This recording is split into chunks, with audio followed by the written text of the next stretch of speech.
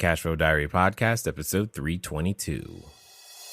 Welcome to yet another exciting episode of the Cashflow Diary Podcast, the podcast that teaches you insider tips, tactics, and strategies for creating leverage streams of cash flow into your life. Learn from top-performing entrepreneurs, business owners, investors, and thought leaders from across the globe as they share their secrets to success.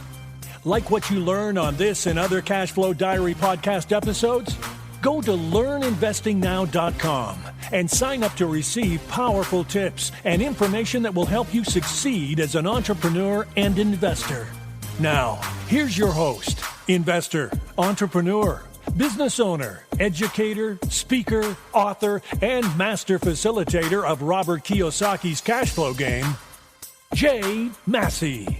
All right, ladies and gentlemen, welcome to another episode of the Cashflow Diary Podcast. I'm your host, Jay Massey, and I'm glad that you're here today because one of the things that I know is that when you go into business, it's exciting, it's fun, it's something that you want, you got this idea and you want to see it come to life and actually become of value to, hundreds, thousands, maybe even tens of thousands, dare I say millions. And what's interesting is that at some point, you also have to exit. I have a gentleman with me today who's managed to do that not once, but twice. He's been out there in the business world for quite some time. And most importantly, you've probably actually have been into or around something that he has touched and you didn't even know it. What do I mean? I have with me today none other than Gary Hoover. And if you have ever been inside a Barnes & Noble, you could say he gave them the baby startup that was Bookstop that became what we know today. And he was responsible for selling that to them at a very important time, which I think is amazing. Also, I know for myself, it was interesting to find out that Hoovers.com, you may remember that site, and many of you who are in sales know that site. Well, he's the Hoover behind Hoovers. So it's pretty cool. And that he was able to sell over to Dun & Bradstreet for over $117 million. Here's the point. He knows how to start a business, but he also knows how to finish a business. And most importantly, he knows how to serve people. And he's here to help you and I today. Help me welcome none other than Mr. Gary Hoover. Gary, you there? Yeah, great. Good to talk to you, Jay. Thanks for having me. You are quite welcome. And I am definitely glad that you are here today because I know you have wisdom that will help many of us go out there and become bigger, better, badder investors, business owners, and serve more people. Now, this being your first time here, I tend to ask everybody the same question their first time. Are you ready? Absolutely. All right. So I tend to look at today's entrepreneurs a lot like yesterday's superheroes. So, Superman, you got Lone Ranger to some people. You've got all kinds of superheroes today, right? But I think entrepreneurs and superheroes have a ton of things in common. Chief among them, occasionally we get dressed up and we go out there and we use our special abilities to serve customers and save them in various forms. But also like superheroes, if you think about Spider-Man for a second, before he was Spider-Man, he was just kind of taking some photos. And entrepreneurs are the same way. Before we go out there and accomplish great things in the world, we have to first realize that we have a superpower and choose to use it.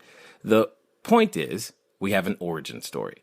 So the question to you is, before Bookstop, before Hoovers, before all of the individuals that you are now helping to get started into business, and before all the things that you are currently known for, my question to you is, who is Gary Hoover? Well, that's an interesting question, Jay. My story is that I grew up in a General Motors factory town, Anderson, Indiana, and it had a population of about 60,000 people, and it had 27,000 working at General Motors. And I was in the classroom, and the teachers were talking about leadership and management styles, presidents and colonels and generals and kings and queens and governors and all that. And, how do people make decisions? Why do people follow them? All those things. And I thought, well, this is cool. This is fascinating. And I'd hold up my hand and say, well, what can you tell me about General Motors? They're kind of the gorilla in the room, or whatever you want to call it. And they said, they make Chevrolet, Pontiac, Buick, Olds, Cadillac, GMC truck. I said, no, I know that. we all know that. I said, who started it? Why did they start it?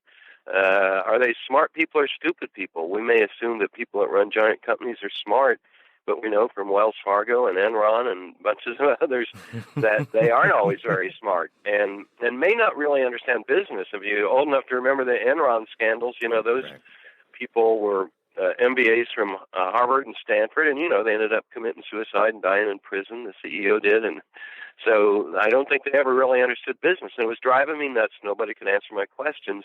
And I was in a newsstand with my family and discovered Fortune, the great business magazine, and their annual list of the 500 biggest U.S. companies, of which General Motors was the biggest. And I saw that list, the 500, and I said, wow, look at all this information. And these people are trying to answer the same questions I'm asking, those writers and editors at Fortune. And I ran to my parents and said, this is the coolest magazine I've ever seen. You got to get me a subscription. And they're like, oh, you weird kid, why don't you go play basketball like a normal kid here in Indiana? And anyway, I got my subscription, and 2 months later, I entered the 7th grade. So I started subscribing to Fortune 53 years ago when I was 12 years old. For now, I guess it's 54 years in a row, I've grabbed the Fortune 500 and gone down through it. So I got this fascination with business and enterprises of all types, even nonprofits, when I was a little kid. And then within a couple of years of that, I fell in love with retailing and decided that was the industry I would focus my energies on. So I was a kind of an odd kid, and I'm still absolutely fascinated by what makes some businesses successful and others fail, and what goes into being a successful entrepreneur or a big company. Interesting. I think one of the most interesting things, or most amazing, I'll call it amazing things of what you said, is that you somehow, living in Indiana, did not end up playing basketball. Yeah, no. Yeah, and I didn't even go to Indiana University with the great Hoosiers team, but I sure went to a lot of basketball games, and I still follow it very closely. Yeah, yes. It would be almost that would be really weird if you didn't. That would be like really strange. But nonetheless, at age 12, you're reading Fortune. I'm not even sure. I don't even understand that. That's unique in and of itself. And so, were there any lessons, like, say, let's pretend for a second that someone of a very, very young age, 12, is listening. Is there something that you believe that we could be doing either with our children or our children could be doing that could help them become that entrepreneur by reading magazines like Fortune, even still today? Oh, absolutely. No, I teach. I was the first entrepreneur in residence at the University of Texas at Austin Business School. Mm-hmm. But I teach people. I have a special class for high school kids, a 4-hour intensive introduction course in entrepreneurial thinking, all the way up to executives and CEOs of giant corporations about how to be more innovative. One thing I would say is to get people interested in these kind of things young. Overall, our school system just does an awful job of teaching economics and business.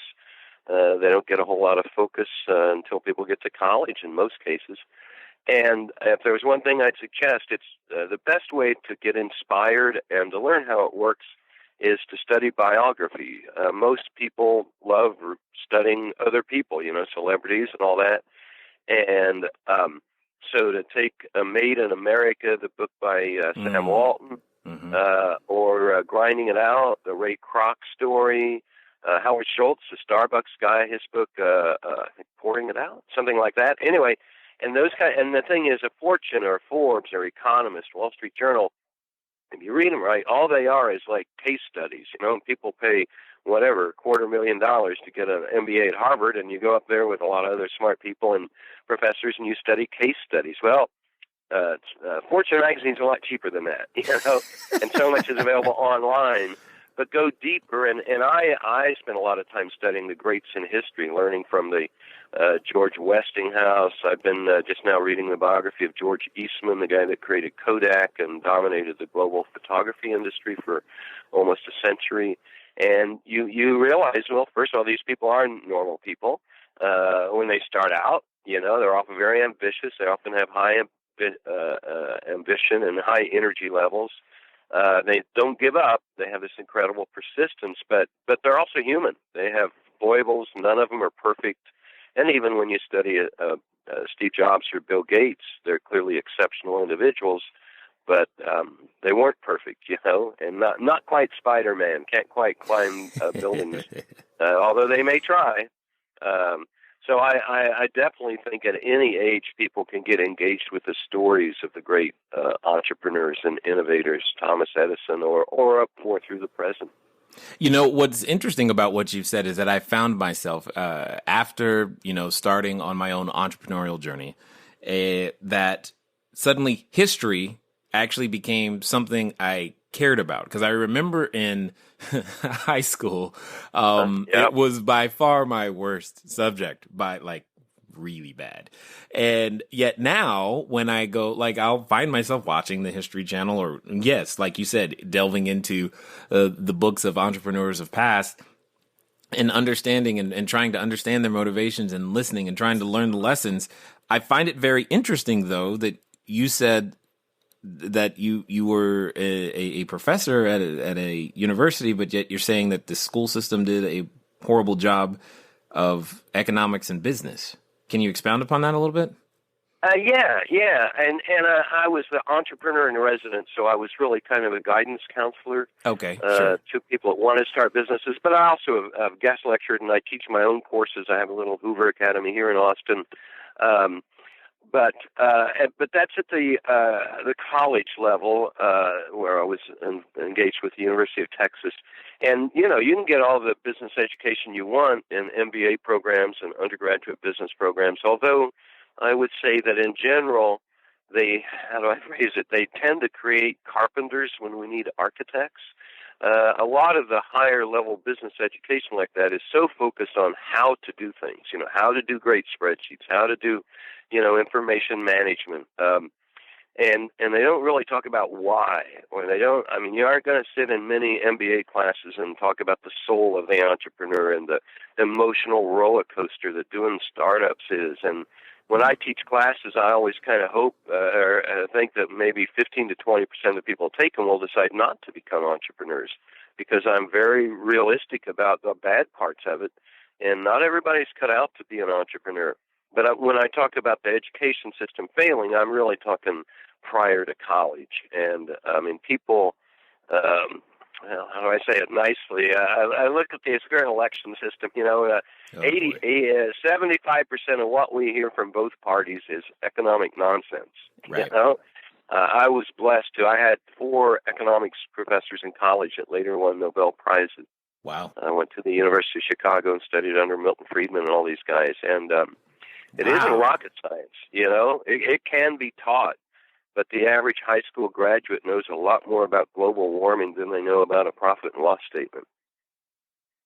You've said a mouthful right there. What there's so many things that I now want to ask, but for those that may not be familiar with, and I'm going to assume that there's a number of them, and I'm going to ask you to do something that's definitely not fair to the man, but I would love for you, having been there, to be able to try to explain, if you will, who Milton Friedman is and why his ideas are important. Oh, yeah.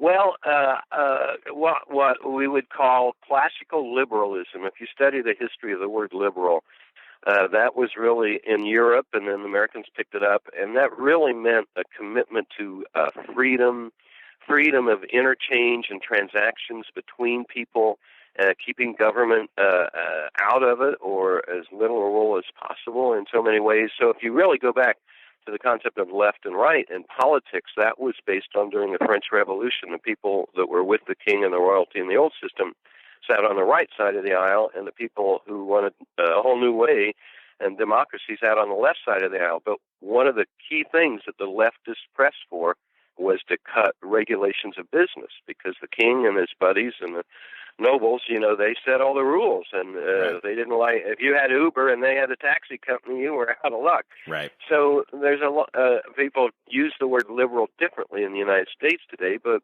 what it really means is really a faith in the marketplace, letting people make free, voluntary decisions.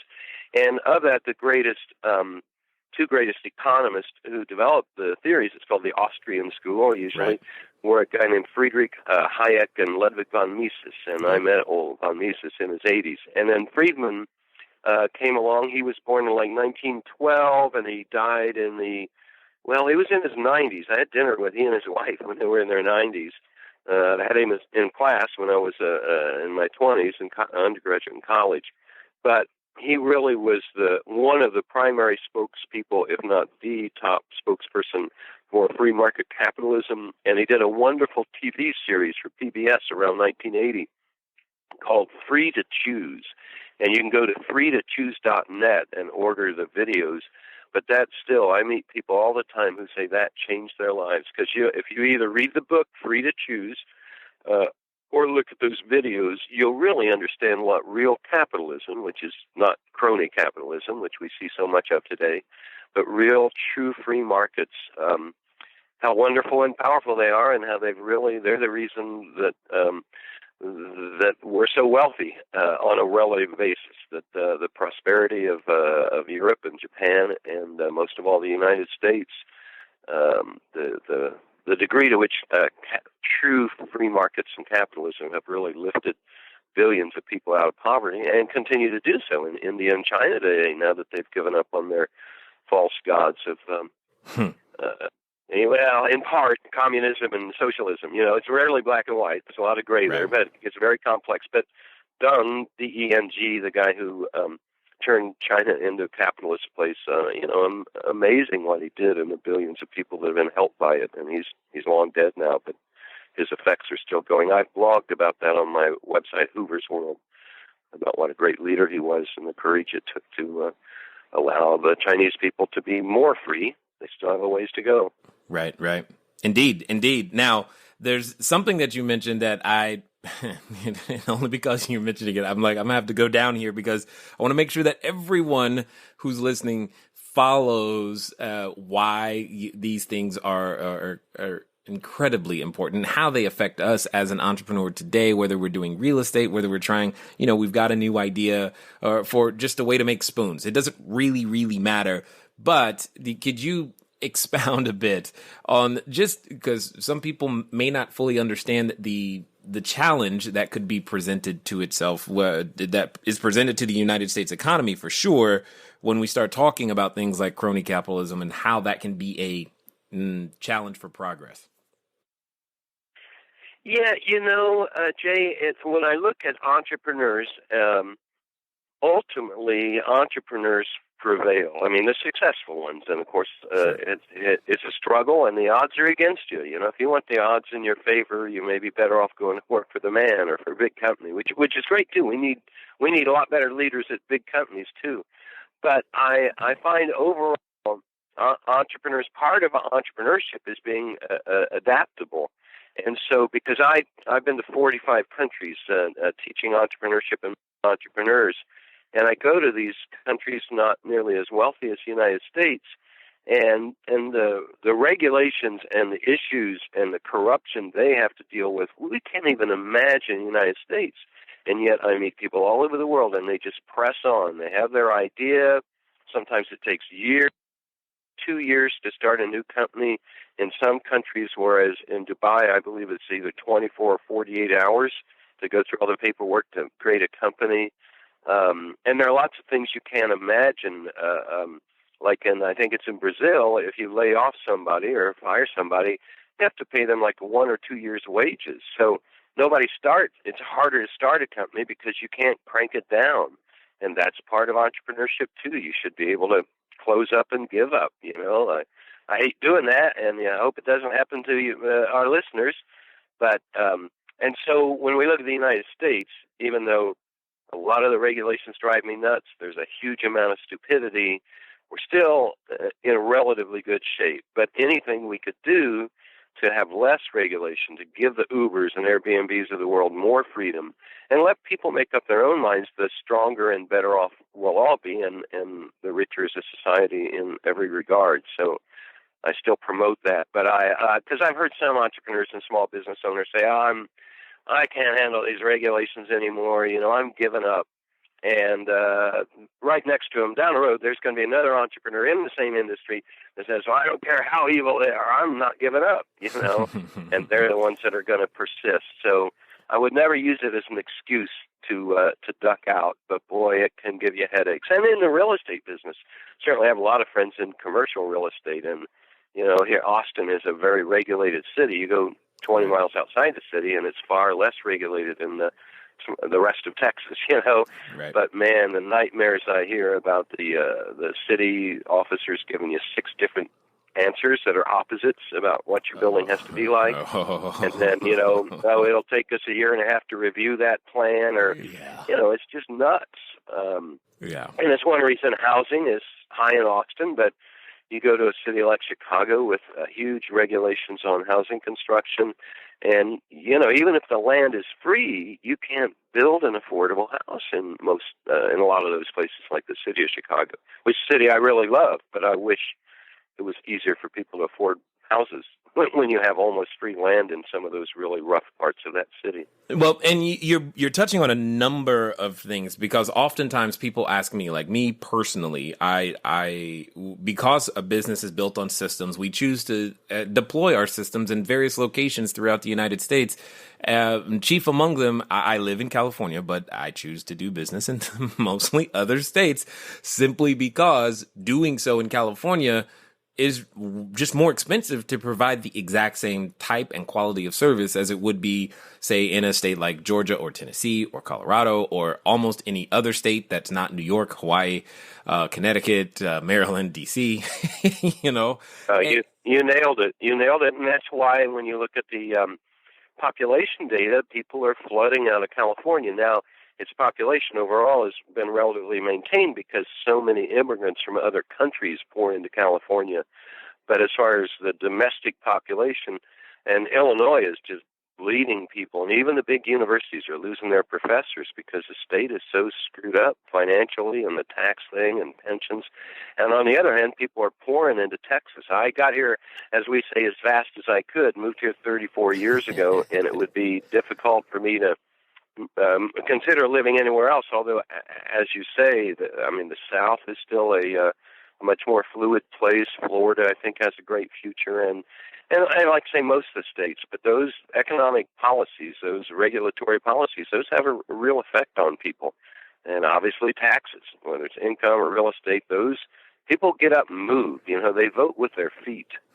I've had people talk to me. I was talking to a friend of mine, and he said, well, and I was talking like I always do about how much I love Texas. He said, yeah, but, Texas is 41st in this welfare program or whatever, that, and Illinois, where we both lived, they've got much better stuff and all that. And I said, so why did, whatever it was, 300,000 people leave Illinois in the last 5 years? Or I looked up the data, and whatever it was, 500,000 move into Texas. And I said, look, they vote with their feet. And I said, if you were poor and out of work, would you rather live in a state that had great welfare systems, or would you rather live in a state that had lots of jobs? And all you have to do is look at the numbers to see what people really decide. Yes, and for everyone listening, this is why I've always constantly said, for those of you looking to do the long-term real estate, you are ultimately a job chaser. Find the things that create the jobs that cannot just be outsourced, but that can't be offshored, especially if you are trying to invest inside the United States. Texas has done a great job at doing so, and that's why you hear a lot about it. So with that being said, we're bringing up a whole bunch of the things. We probably just made somebody say, you know what, this entrepreneurship thing is for the bag. It's for the birds. I'm done. just in our own conversation, we're not even trying. That wasn't even like what we were trying to talk about, but it does bring up the question, with so many things being fluid, because you mentioned the Ubers, you mentioned the Airbnbs, and there's offshoots of opportunity from from those big unicorns in and of themselves. It brings the question, who is cut out to be an entrepreneur? How do you know? Oh boy, I don't think you can really tell, because I don't think entrepreneurs are born. As I always say, they're grown. When I talk, and I mentor people taking my classes stuff get free lifetime 24/7 email support. So I mentor thousands of entrepreneurs on, I guess, every continent. And I always say when I meet people and I hear their business ideas and I talk to them about them and try to help, of all the people, it's like a normal distribution, if you know, with the long tails and all that. And about 5% of all the people I meet are what I call fundamentally entrepreneurial, and that's first or second generation immigrants, and they're people that, and I'm normally talking to people in their teens and 20s. When I have that feeling, they couldn't do anything but be an entrepreneur. Often when they sat around the dinner table, mom owned a convenience store and dad owned a motel or something. And that's all they ever heard. Nobody ever sat around and said, oh, it'd be great to go to work for McKinsey or Goldman Sachs or Procter & Gamble. And they may fail. They can have all different types of personality attributes and, different IQ scores or whatever, but they may fail over and over. They more likely will ultimately succeed because they don't have any choice. They'll just keep trying until they figure something out and experimenting. And that's about 5% of people who really couldn't do much else. About 5% of the people I talk to are born bureaucrats and really need to sit behind a desk and follow rules and could never be an entrepreneur. But in my opinion, the big chunk in the middle, 85, 90%, whatever it is, people can learn to become more entrepreneurial. They can learn to think more entrepreneurially by studying these biographies, by reading the case studies of companies, by taking the right classes or reading all my stuff on my website, And so I really believe that, and because it covers the waterfront, because I just led a group of 15 of the top executives of one of the biggest semiconductor makers in the world, and they realize they're not as entrepreneurial as they need to be, not as innovative. And those people can learn to be. And at the other extreme, I got 14-year-old kids that've got business ideas, and how you can encourage them and help them through the rough spots. And the big ideas are timeless. We get so caught up in what's the latest news and, here's what's hot today, and I got to start a unicorn, if you know about all that nonsense, right, where the venture capitalists want to back something that becomes worth $1 billion or more.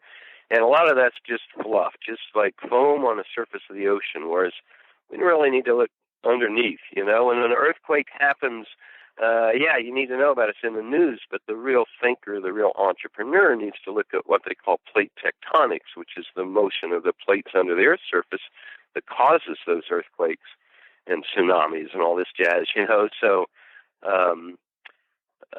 no, I think the vast majority of people can become more entrepreneurial and free up their thinking and learn how to become innovators.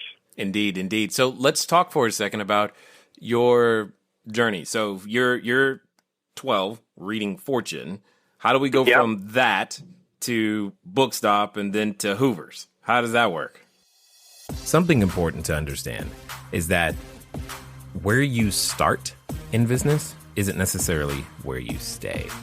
You should grow. You'll never out-earn your personal growth, and personal growth is part of the process. So whether that means today you're a solopreneur and then tomorrow you've got your first person on board, or you're working right now and your company's at the 40, 50, hundreds mark, whatever. The point is, it's a reflection of your growth. It should be something we're all striving for, and hopefully you hear that in what today's guest is sharing and saying to you. One of the ways that we grow is through adversity. If you want to get an understanding of some of the adversity that has been overcome by entrepreneurs like myself, feel free to pick up a copy of my book, Cashflow Diary, 10 Steps to Creating Wealth in Any Economy. Consume Chapter 1 in its entirety, and you might feel a little bit better about some of the things that you are going through right now in order to overcome and become the hope you want to see. So with that being said, just go over to cashflowdiary.com/free book. Again, cashflowdiary.com/free book, name and email, and we'll get you fixed right on up. Now, let's get back to Gary. Yeah. The big thing there was that by I think, 8th grade, whatever that would have been, 13 or 14, I guess, something. My term paper for some class was the life story of Marshall Field, who was the greatest merchant at a big department store company in Chicago. And I just became fascinated by retailing. It's a very visceral, you can touch it. I'm talking bricks and mortar retailing when I was going through that stage. Has a huge effect on humans' lives. I mean, of all the things we do, you can go all over the world, and everybody goes to bodegas or convenience stores, and most people go to Walmarts and Costco's and Macy's and all the way from Nordstrom's down to Family Dollar and Goodwill stores. But retailing and restaurants, hotels, human service businesses. And I started studying all the biographies of the greats. And I love architecture because that's a big part of retailing and store design. I love geography. I love picking which city to go next, which markets are rising, which markets are falling, and why. It's a lot of what I teach and I wrote about. I wrote a book. And so retailing and I love all that stuff. I mean, I define a merchant as someone who loves the merchandise and loves the customers. And when you build a great retail company like some of the ones of the past, Radio Shack, which is now almost gone, unfortunately, but right. Toys R Us, 7-Eleven, they really loved the stuff they sold, and they understood how to connect it with customers. And of course, I studied the great ones today. I served almost 5 years on the board of directors of Whole Foods Market, one of Austin's greatest companies. And there's a company, they were doing $10 million a year when I first met them. They had one store, and last year, they do 14, 15 billion, still under the same leadership, a lot of the same people. So I fell in love with retailing, and then I decided, I've got to learn how to do it, So I read everything I could. At 14, 15, I'm dropping in every retail store, Sears and Penny and Kmart, and I ask them to meet the manager. I go into independent stores and ask to meet the owner, interview them. Studied economics at the University of Chicago, worked 2 years on Wall Street as a stock analyst covering retailing. So there I am, 22 years old, and I fly all over the country and meet the CEOs of all these retailers and ask them what I thought were hard questions and learn more. And then I realized I had to really get my hands dirty and really understand the industry, because I also saw that a lot of people on Wall Street don't deeply understand it. So I got a Greyhound bus pass. It was before cheap airfares, and set up 13 interviews with department stores around the U.S. to become a buyer, the people that pick the merchandise, because that's really the guts. In many ways, everybody's important, but that's critically important to a retailer like a big department store. And back then, this is the 1970s, the department stores were the best place to learn. The company that's now called Macy's was called Federated Department Stores, and that's where I went to work as a buyer in their Dallas operation. And there I learned from some of the best people you ever could. And after a couple of years of that, I got hired away by a competitor, the May Department Stores Company, which owned the May Company in Southern California, a huge operation there. Yeah. I spent 5 years there, and I made sure that I learned real estate, retail real estate, because I didn't know that. I had already learned merchandising at Federated. I'd learned advertising. I'd learned financial analysis on Wall Street. But I made sure and learned all the major skills that I thought I needed to create a retail chain. And I've written in my book, and I talk at great length about how I dreamed up the idea of Bookstop. I can talk about that now if you want, but by all means. And that's what I did.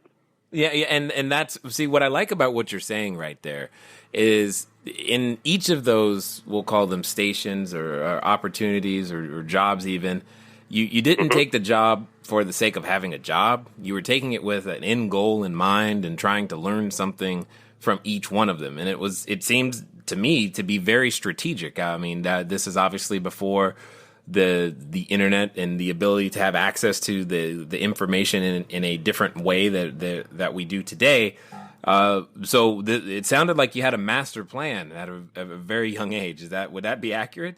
Yeah, absolutely. Now, I knew I wanted to be in retailing, and I'm not sure when I decided I wanted to start my own, but one of the things, the more you study retailing, and then when you go and work in it, is I believe that anybody really understands the field understands that there is always an advantage to the smaller operator that knows their customer better. The big chains can become removed from the customer.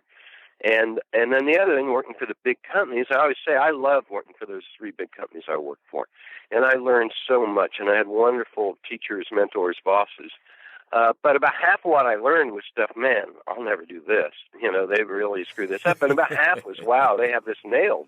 Right. I mean, what I learned about how to do a pro forma projection on a project and whether it would pay off or not, and how to do your expense projections, I was light years ahead. It was my MBA, really. Never got an MBA, but working for those 3 companies over a period of 9 years, that was my graduate education.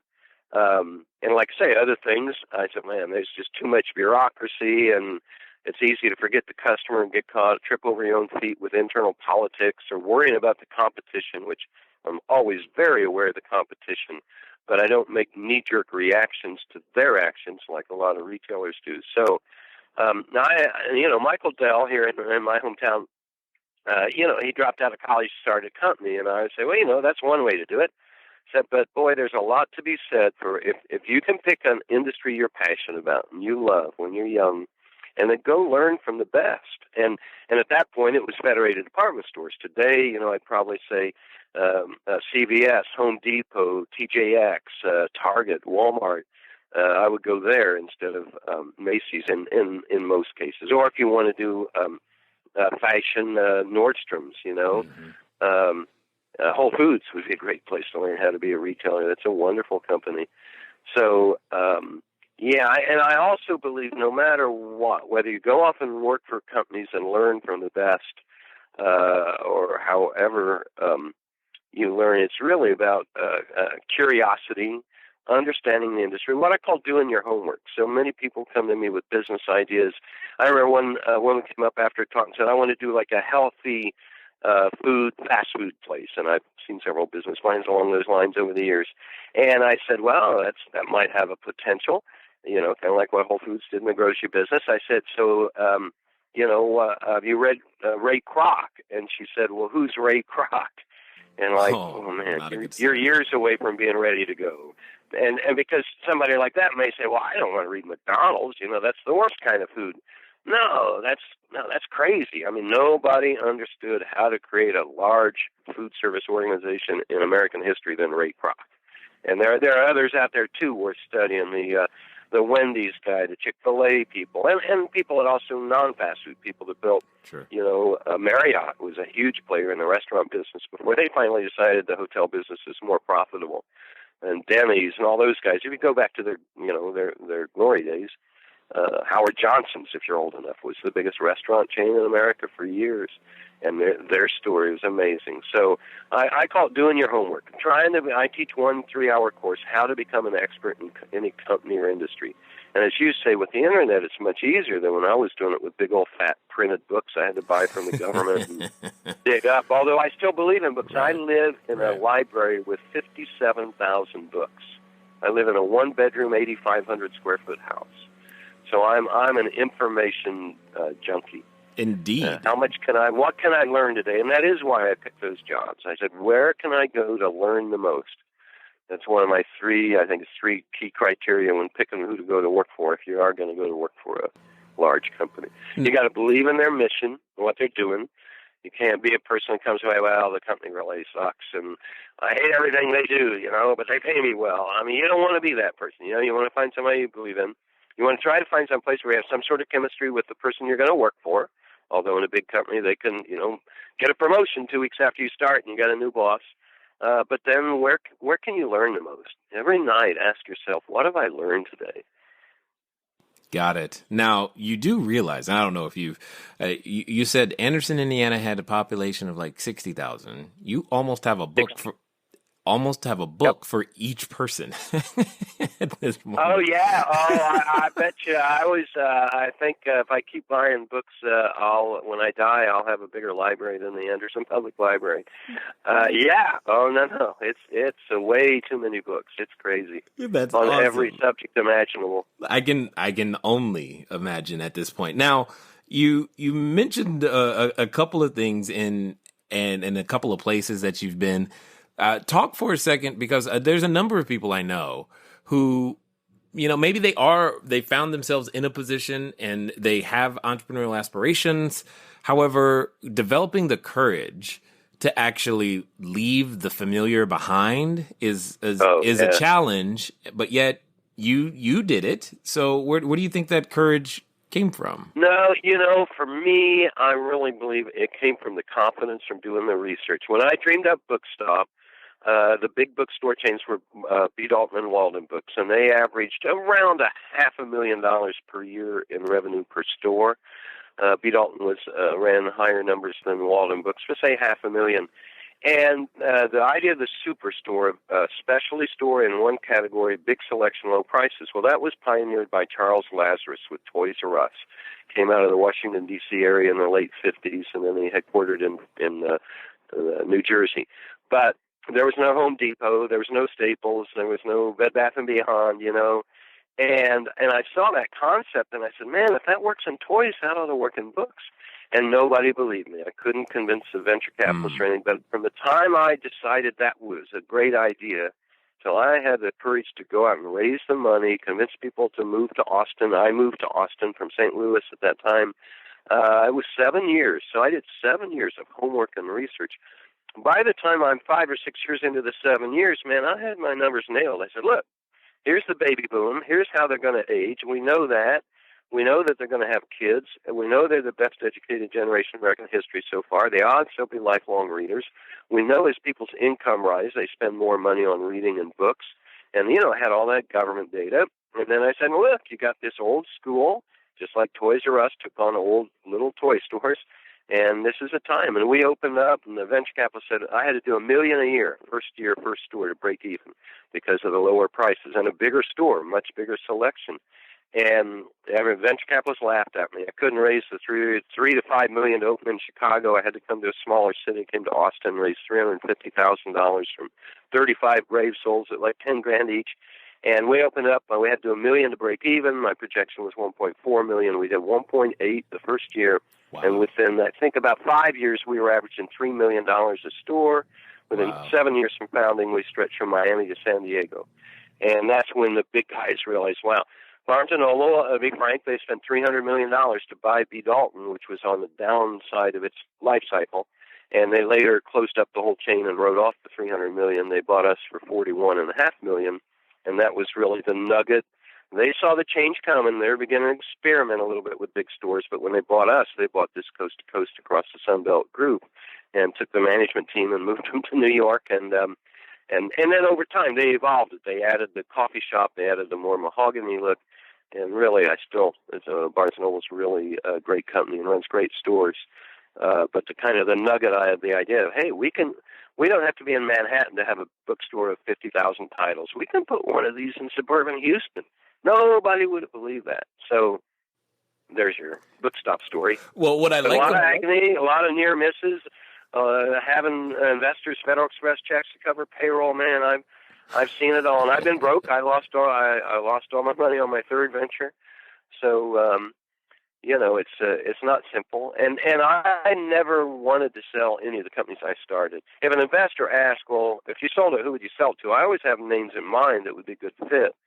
But I never got into a business wanting to get out of it. And it's a little different in real estate. You're doing residential, and it's a portfolio business.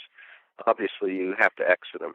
But I'm very wary. I've never written an exit strategy and a business plan, and I urge my students not to do it either. We've gotten too caught up in building things to flip them when it's supposed to be a real enterprise that serves people. And I'm kind of like, well, why would you get into it if you wanted to get out of it? That doesn't mean you don't sell it. All my companies got sold because the minute you take other people's money, you have a responsibility to them. And they all invest because they want to pay for their kids' weddings and put kids through college and all these reasons. So when the right price comes along, but if you keep your company private, you bootstrap it all the way. I have a number of friends who've done that. And then the key is build a great enterprise. Make it valuable to society. If that's true, you will have all the options in the world to sell it, to take it public, to keep it and make your great-grandkids billionaires, Build a great company. Don't get caught up in the VCs get so caught up sometimes in printing up a company. Oh, well, let's not spend money this year because our earnings will pop and we can sell it for a higher price. But you're cutting the legs. You're not building for the future. Wow. One of the things that's come obvious to me is that you have a ton of not just theory, but actual out there practical knowledge that because of all the things that you have been through. And I'm going to take a stab and say that there's a number of individuals listening right now who are realizing the exact same thing. And because we haven't talked about Hoovers, we haven't talked about, if I'm not mistaken, you've got you have interests inside of some games on mobile devices. Yes. You've got a number of things going on. So before we get to our final question, do me a favor. How can we find out more about what you're doing and what you've got going on and continue our learning education from you? The best thing is go to hooversworld.com, and that has everything. I offer a class in person in Austin, but I've just put up, it's 18 hours of my thoughts and all the business history and how to think entrepreneurially.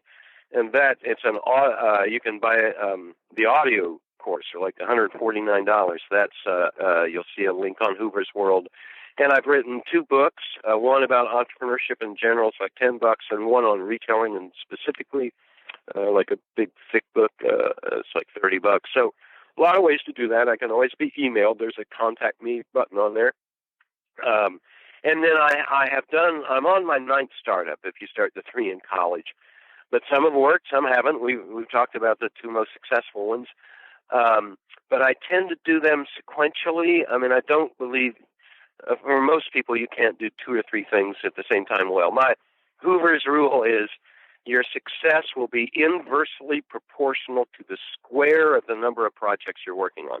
So if you're working on 2 things, you'll be 1/4 as successful. You're working on 3 things, you'll be 1/9 as successful, and so on. And there are a few exceptions. There are always exceptions. But most of the great people, hey, Bill Gates was totally focused on how do I build Microsoft for most of his life.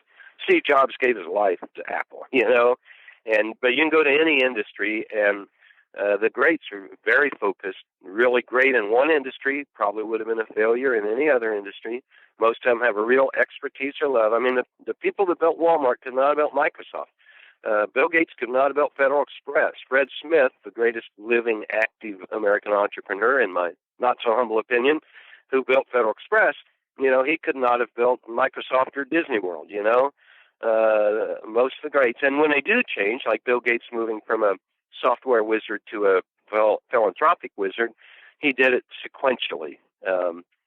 So limit what you're focused on. Having said that, I've moved from one to the next. I have this curiosity. I love all these industries. I've dabbled in the internet online game. It's a simulation game. It's the best restaurant simulation game called Restaurant Bigwig, and it's available on the iPad.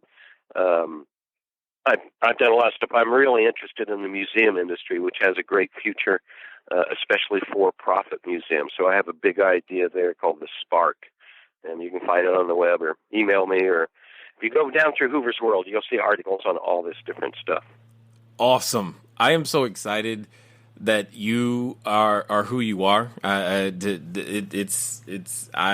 know. When I get excited, I start stuttering, and I'm just like really excited to hear you. It's very, very nice of you. All I can tell is, Daniel, if you stick around long enough and try enough things, man, sooner or later you learn how to do it. Although I always say entrepreneurship is a lifelong journey of self-discovery. At the age of 65, every day I learn flaws I have that I may not have known I had, and once in a while I get lucky and I find I'm good at something. But, and you have to take joy in that the idea that you're in continual growth. Hey, to sit there and say, I'm really smart, that's just as bad on yourself as saying I'm really stupid, because that's what we call a static, fixed state of mind. The powerful minds, people who change the world, have a growth mindset, and that's all about, am I smarter today than I was yesterday?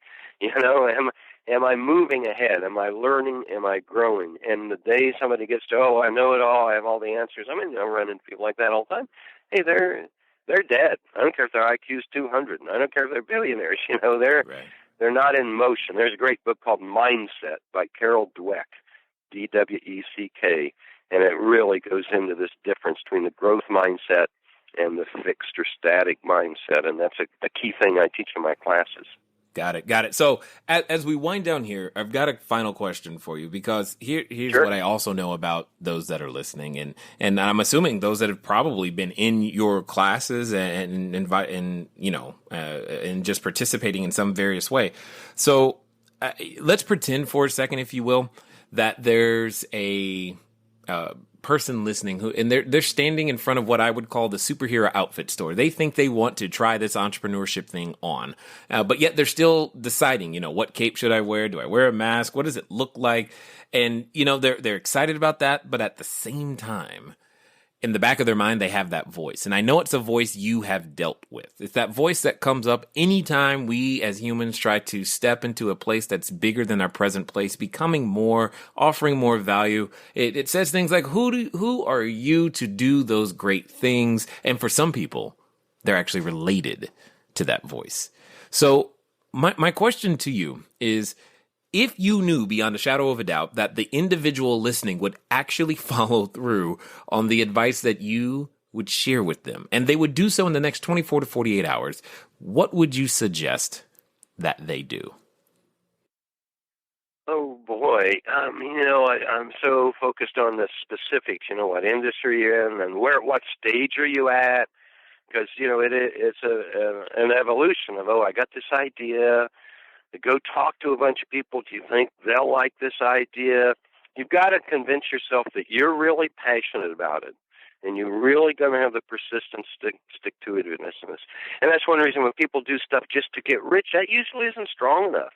It really takes for most people, a higher goal, or, man, I'm going to change the world with Uber. And that doesn't mean they don't want to get rich too, but so are you passionate about it? And then are people really going to love it? And that gets really tricky. Some things, you can go out and talk to 100 customers. If you have a very specific thing, like, this will help gas stations, this new software, whatever it is.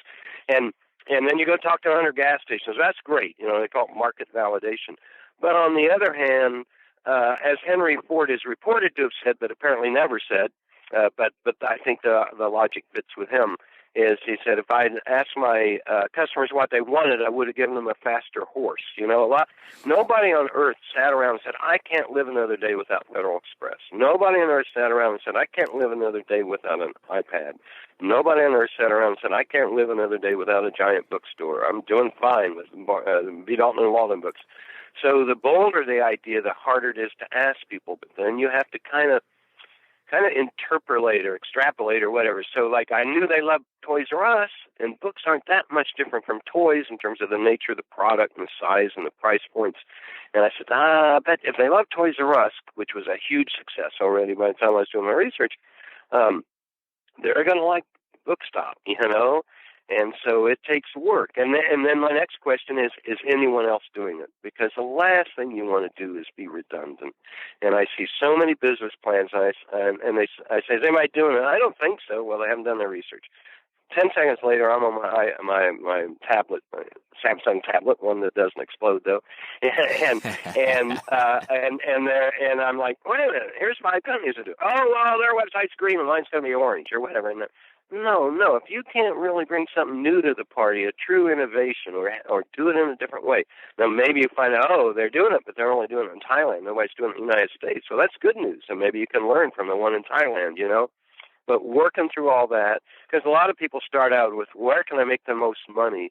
And you can't really know that. Most of these great ideas, I talked to the people that built Home Depot once, or heard a talk, and when they opened, they thought Atlanta, where they came out of, could hold, I think it was 4 Home Depots, all their studies, and I don't know what Atlanta's got now, maybe 40 of them. Almost all great ideas turn out to be far bigger potential than even the dreamer thought they were. I don't know what the Whole Foods people would have expected. I knew it could be a national chain. I knew they were bright. They weren't perfect, but they were learning and studying, and they're obsessed. They're health food nuts. They're obsessed with natural and organic foods, and have been since they were teenagers. So I knew they could get big, but man, I don't think I would have bet on 15 billion. Right. And doing that research, that gives you that confidence to move ahead. So learn, man. Google deep. I tell people, okay, you think you want to be in this industry, so go Google for like 3 or 4 hours, and go into page 10 of Google and look at every trade association, every trade publication website. Go to the industry convention.